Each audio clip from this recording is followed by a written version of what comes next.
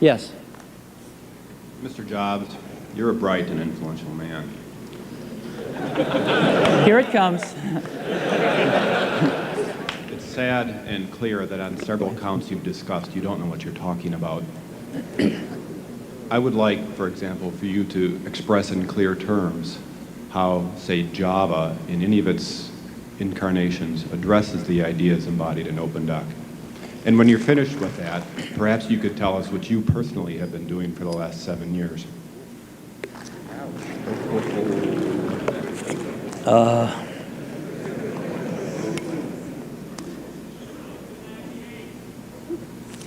You know, you can please some of the people some of the time, but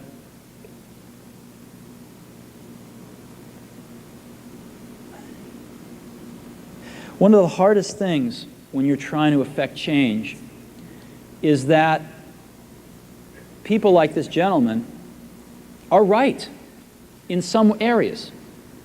I'm sure that there are some things OpenDoc does, probably even more that I'm not familiar with, that nothing else out there does.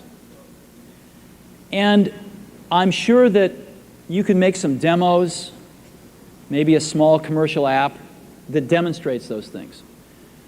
The hardest thing is, how does that fit in to a cohesive, larger vision that's going to allow you to sell $8 billion, $10 billion of product a year?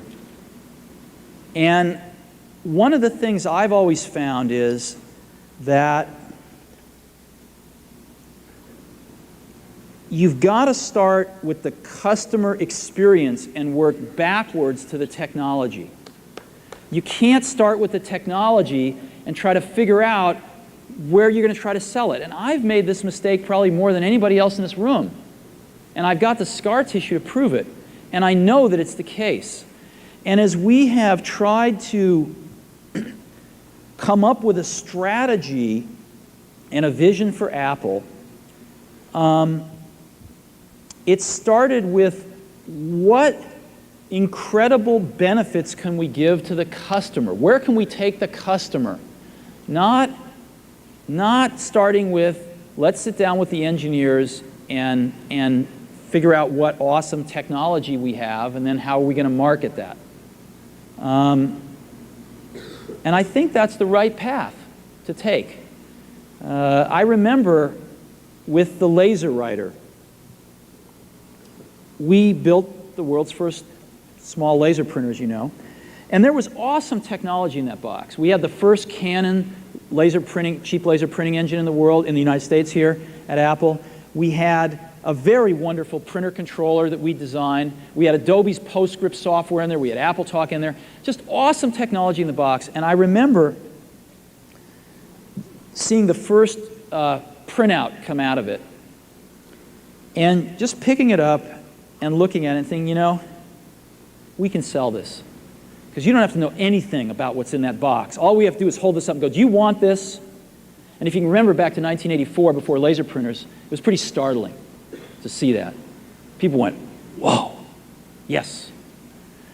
And that's where Apple's got to get back to. And, you know, I'm sorry that OpenDoc's a casualty along the way, and I readily admit there are many things in life that I don't have the faintest idea what I'm talking about. So I apologize for that too. But there's a whole lot of people working super, super hard right now at Apple. You know, Avi, John, Guarino, Fred. I mean, the whole team is working, burning the midnight oil, trying to, and people, you know, hundreds of people below them, to execute on some of these things, and they're doing their best. And I think that what we need to do, and some mistakes will be made, by the way. Some mistakes will be made along the way. That's good, because at least some decisions are being made along the way.